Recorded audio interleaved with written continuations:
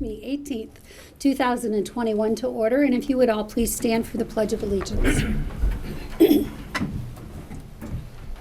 I pledge allegiance to the flag of the United States of America and to the republic for which it stands, one nation, under God, indivisible, with liberty and justice for all.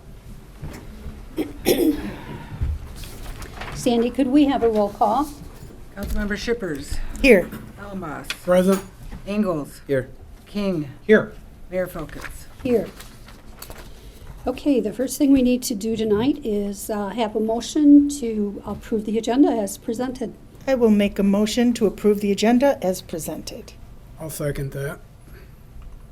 Councilmember Ellenboss. Yes. Ingalls. Yes. King. Yes. Shippers. Yes. Mayor Folkins.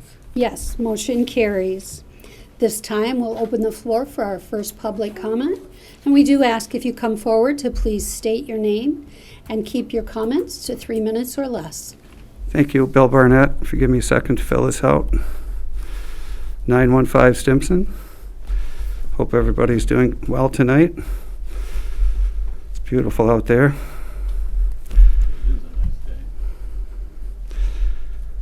I passed out some pictures. I'm from 915 Stimson. I'm on behalf of my mother, who is not able to be here. We've had a new street put in, which is great news for our street neighborhood and our community up there. There was a complete design change. We've had good meetings with the city since September 3rd on this. There's been a fire hydrant moved. We appreciated that. A curb stopped where we felt it would interfere with my mother's driveway. The neighbors are supporting us with this as well. That was flattened out, but not totally. We were also allowed to have our curved driveway back where we've had it for 50 or 60 years, actually 50, without any drainage problems.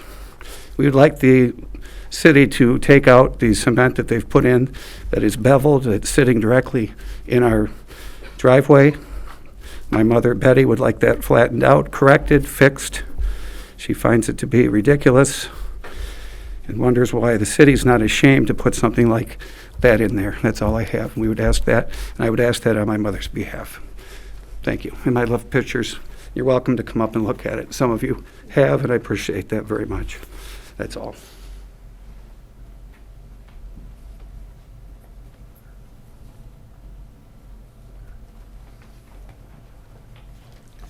Good evening. My name is Matt Reinertson, and I am at 402 Crippen Street. I just want to officially introduce myself to council. I am running for city council, and I just wanted to introduce myself and wish my opponent good luck, and thank you all for the opportunity.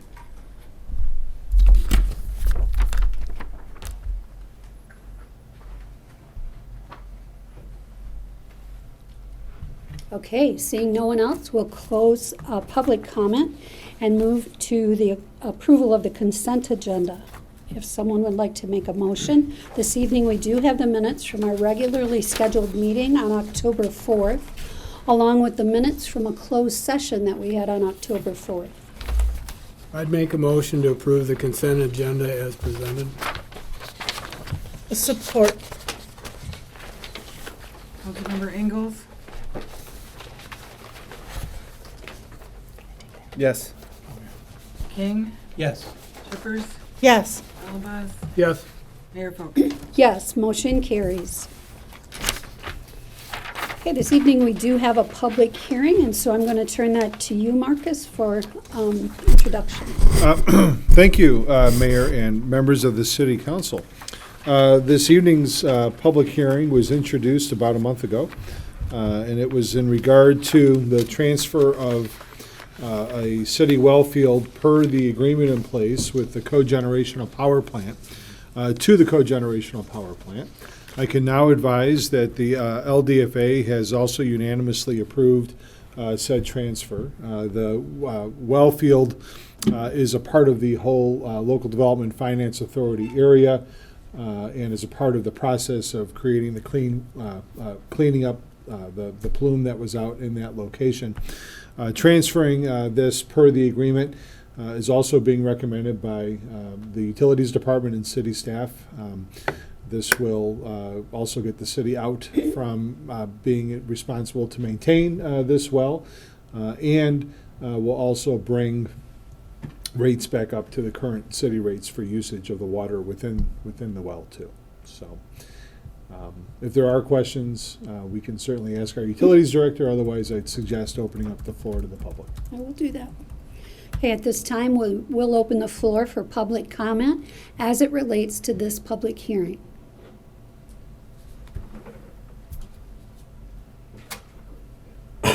Seeing no one, we'll close public comment and move to any discussion or questions that the council might have.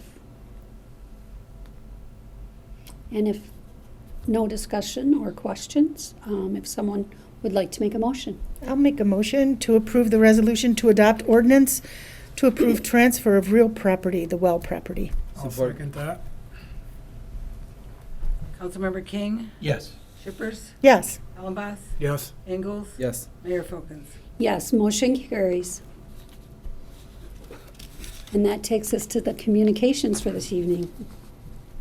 Yes, council is being asked to approve the display of the holiday lighted garland from November 22nd, 2021 to January 3rd, 2022. I'll make a motion to approve the display of the holiday lighted garland from November 22nd, 2021 to January 3rd, 2022. Support. Oh boy, Christmas already. Councilmember Shippers, Yes. Ellenboss, Yes. Ingalls, Yes. King, Yes. Mayor Folkins. Yes, motion carries.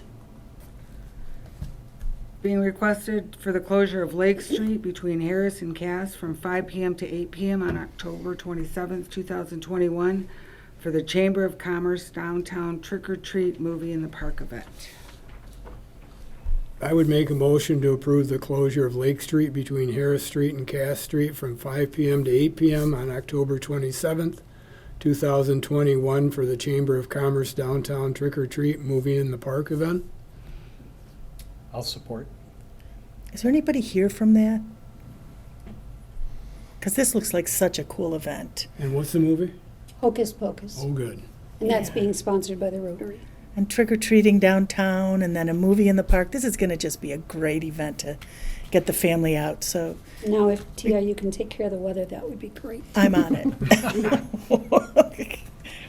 I'll have the youth council do that. Okay, Sandy. Councilmember Ellenboss, Yes. Ingalls, Yes. King, Yes. Shippers, Yes. Mayor Folkins. Yes, motion carries. Being asked to approve the display of a banner from October 18th to October 25th, 2021 for National Friends of the Library Week. I'll make that motion to approve the display of a banner from October 18th, 2021 to October 25th, 2021. Yikes, I had mixed lips here. For National Friends of the Library Week. I'll second that. Councilmember Ingalls, Yes. King, Yes. Shippers, Yes. Ellenboss, Yes. Mayor Folkins. Yes, motion carries. And that'll take us right into an appointment that we have this evening, or reappointment. Yes, it's being recommended to approve the reappointment of Troy Knight to the Zoning Board of Appeals for a 3-year term to expire on October 18th, 2024. I'd make a motion to approve the reappointment of Troy Knight to the Zoning Board of Appeals for a 3-year term to expire on October 18th, 2024. Support. And that'll make it, what, 20 years for him? Years. Oh, my. Congratulations and thank you, Troy. Councilmember King, Yes. Shippers, Yes. Ellenboss, Yes. Ingalls, Yes. Mayor Folkins. Yes, motion carries. Marcus, City Manager's report, please. Thank you, Mayor and members of the City Council. The first item under the City Manager's report this evening is a recommendation regarding the upgrade and replacement of HVAC systems at 120 West Chapin Street. 120 West Chapin Street is the facility that the formerly known as the DEQ is located at, now Eagle is located in. What people may or may not realize is that the city built that facility pursuant to specifications from the state of Michigan quite a number of years ago, and has since been in a very long-term lease with that agency. In fact, our lease with the state currently runs through 2037. The building at this point is over 25 years old, however, and HVAC equipment does need to be replaced. In fact, over the summer, there's been serious issues with the cooling component to the systems that are there. The city recently utilized Neelis Engineering, a mechanical engineering firm, to help us go through this process. They evaluated bids that the city received and helped us formulate a recommendation, which this evening is to go with top-notch heating, cooling, and geothermal in accordance with their bid, which is a part of the public agenda packet. It's also being recommended this evening that a 10% contingency is authorized for the project due to any kind of unexpected scope changes that may occur. And funds for this project are available in our Building Authority Operating Fund, and that fund is funded through the lease revenues that we get from the state of Michigan. How much is this? The top-notch bid, which happens to be the lowest bid, is $257,800. And should last another 25 years? Hopefully. Yeah, me too. Yeah. Okay. Plus, it's recommended these systems be upgraded anyway with, And just for interesting purposes here, that was the lowest bid. The highest bid happened to be $415,100,000. wow. Yeah. So. Well, I would make a motion to award the contract for the HVAC upgrade project for the city-owned facility at 120 West Chapin Street to Top Notch Heating, Cooling, and Geothermal in accordance with their bid, and to approve a 10% contingency for unexpected scope changes to the project. Support. Councilmember Shippers, Yes. Ellenboss, Yes. Ingalls. Yes. King, Yes. Mayor Folkins. Yes, motion carries. Thank you, Mayor and members of the City Council. The next item this evening under the manager's report is a request regarding the purchase of BolaWrap restraint devices.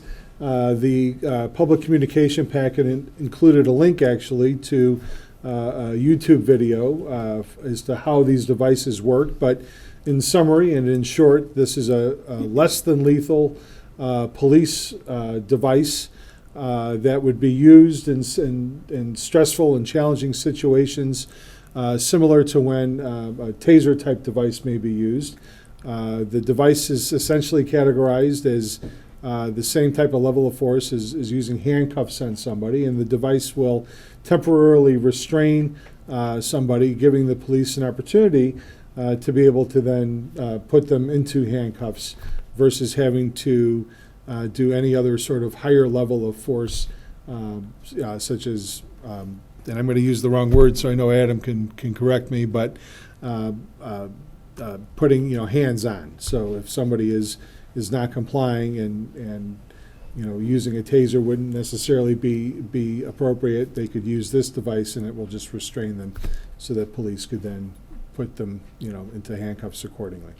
I'm not certain if everyone has seen the link that's out there, but this is a sole source purchase. There's only one regional dealer that sells this product, which is why there's the request for the waiver of bid.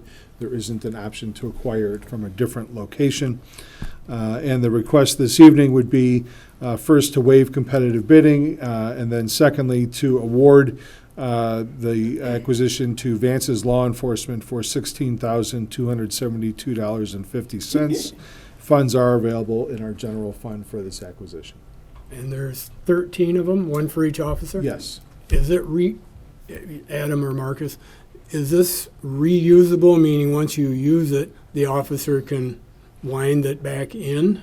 So they are. They require a cartridge that fits in the front of them. The Yeah. cartridges are replaceable. They're approximately. It's like a CO2 cartridge that Adam, causes. could you please come to the microphone so that people at home can hear? Either that or use your. Yeah, well, he was already Thank standing. you. You were already standing. Yeah, I was going to ask CO2 cartridge for power, and It's is it it's reusable? actually it is gunpowder. Okay. However, they're interchangeable and reusable. The cartridges are approximately $30 a piece.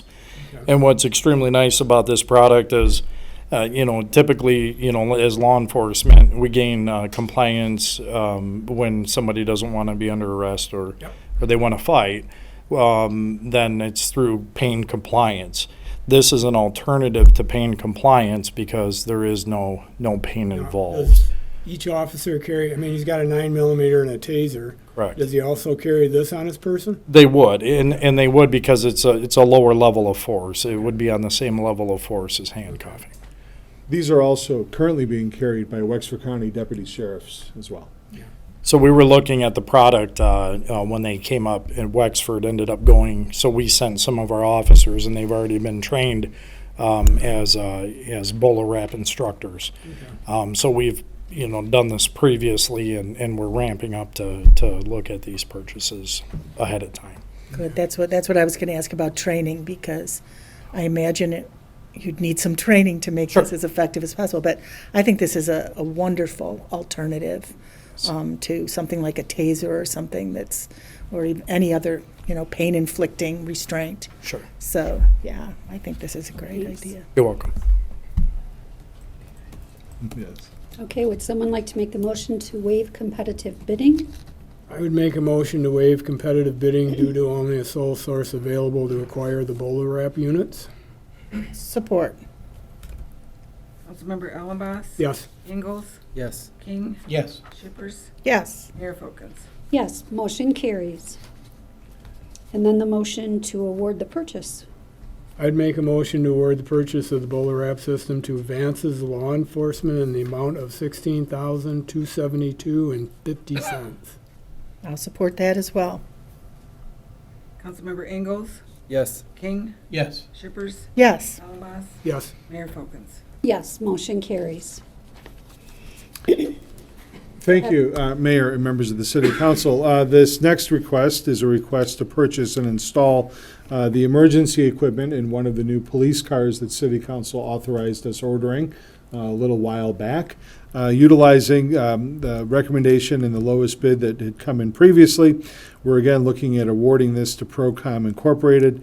The amount is $16,503. They actually lowered it by a couple $100. It was $16,705, and the packet does include the full bid tabulation. Funds are available in our general fund accordingly to equip the police car. What constitutes emergency equipment? This would be lighting, sirens, cameras, the Okay. installation of all the. Thank you. Okay, I'll make a motion to award the purchase and installation of police patrol vehicle emergency equipment to Procom Inc. I'll second that. Councilmember King? Yes. Shippers? Yes. Ellenboss? Yes. Ingalls? Yes. Mayor Folkins? Yes, motion carries. Excuse me. Okay, want to take the next one, Sure. Marcus? Okay. Thank you, Mayor and members of the City Council. On to adoption of ordinances and resolutions. The first item this evening is with a request for a resolution of support for local governmental approval for a liquor license for Roasted Cafe LLC. The City of Cadillac will be fortunate in the next couple of months, give or take, to have a new coffee house in our downtown area. This will be located right sort of in the center core of our downtown on Mitchell Street between Pine Street and Harris Streets along the west end of Mitchell Street. So basically just sort of behind City Hall here and above the Dunegrass adult use recreational marijuana facility. But this will be accessible only from the Mitchell Street side. The city does have with us this evening both a property owner and the folks that are going to be responsible for the operations and management. John Klarvik is here, as well as Nick Piedmont. However, the request is to add a community development liquor license to Roasted's operations so that they can also serve craft cocktails and beer and other offerings as a part of their menu of drinks in the community for their cafe. The recommendation this evening would be to approve the form that's in your public agenda packet. The form that's in the packet is the Michigan Liquor Control Commission form. This is the same form that City Council approved in the past when we had the Raven Social come forward for also a development liquor license. And this will become part of the eventual packet to the state of Michigan from the people that are involved in the business. Okay, before we do that, could we ask them both to come up and just say a few words? Please? Thanks so much. You bet. You guys hear me okay? My name is Nick Piedmont. I'm from 911 Randolph Street, Traverse City, Michigan. Really appreciate council considering our redevelopment liquor license application for the Roasted Cafe at 115 North Mitchell Street. So our brand concept is centered around our new partnership with Roaster Coffee Company. They're out of Grand Rapids. They have 2 cafes actually in Grand Rapids, in addition to wholesaling their coffee to restaurants, grocery stores, and cafes. Many here in North and West Michigan. We were in discussion actually with Higher Grounds Coffee in Traverse City for a couple months. Roaster actually presented us with a better opportunity that sort of made more sense for us. So as it happens, that's sort of the direction we're going with that. We love Higher Grounds. My wife actually works for Higher Grounds Coffee, so we wish them all the best.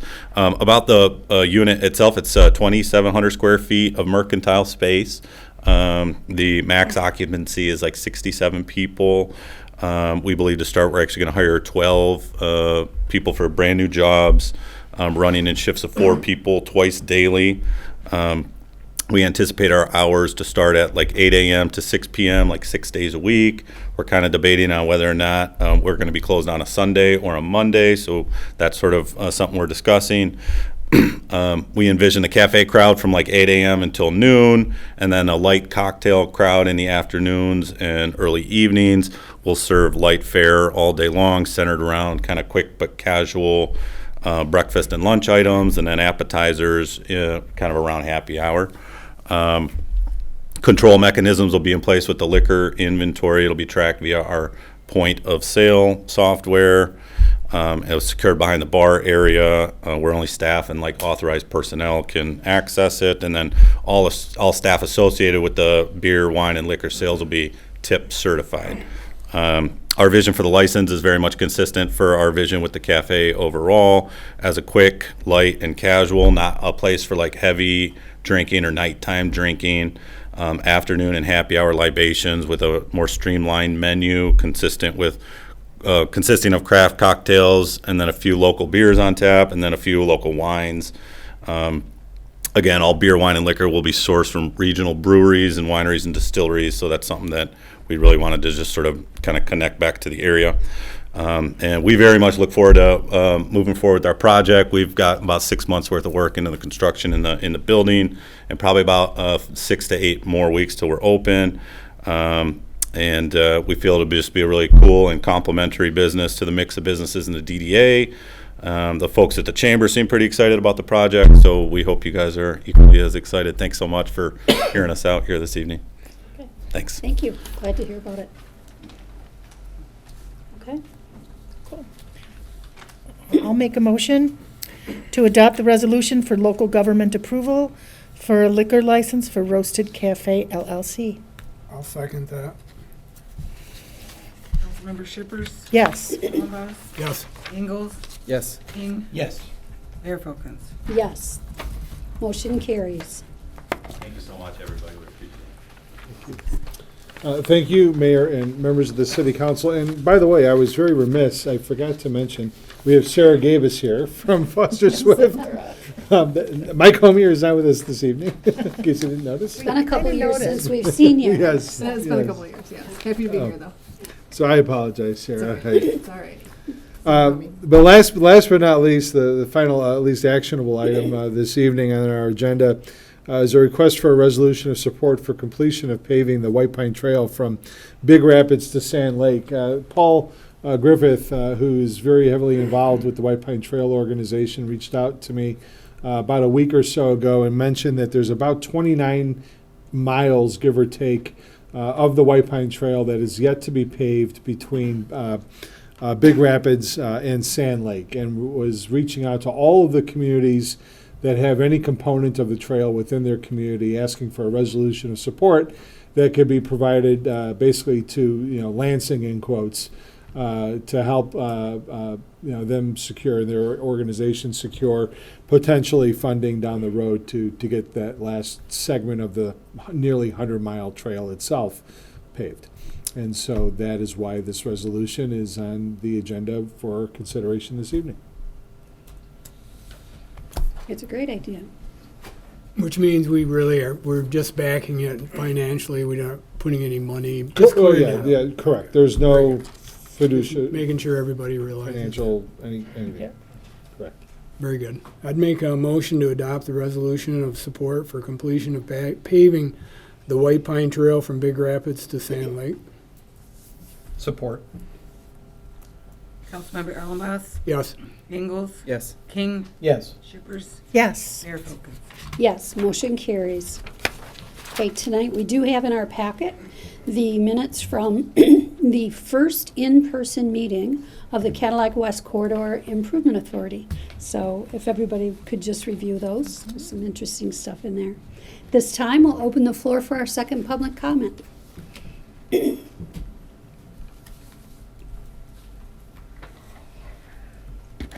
Hello, members of the council. Thank you for your service. Don Koschmeider, 3576 Sarah Street, Cadillac. Came here to talk about a couple other things, but to my utter disgust, I got to see Piedmont here get a license to sell liquor in the front and marijuana out the back. And it's, this evening's paper, this weekend's paper, is House Bill 4295. Looks like it's reducing the restrictions on getting a marijuana license. Guy like me, maybe, but I don't know.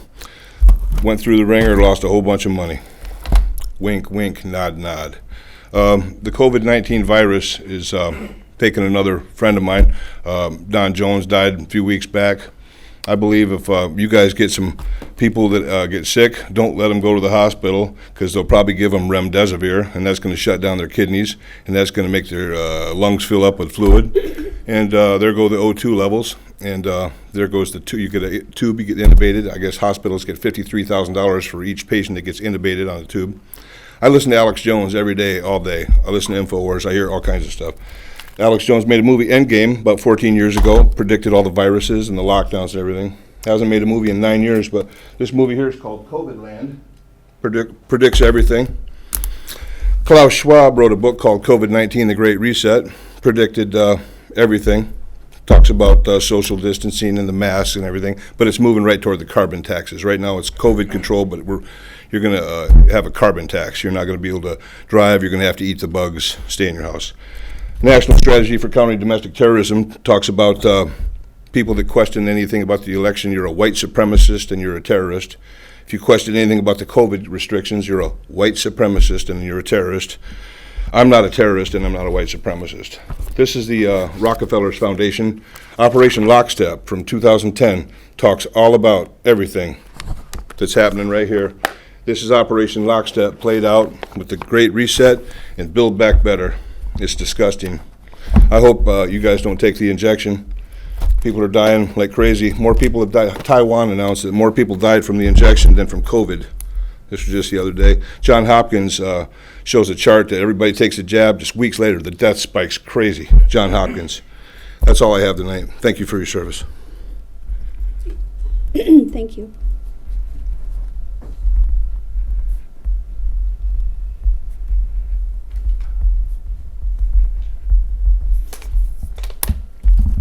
There's safe and effective treatments like ivermectin, hydroxychloroquine. Please don't let your friends get remdesivir. The nurses are calling it run death is near.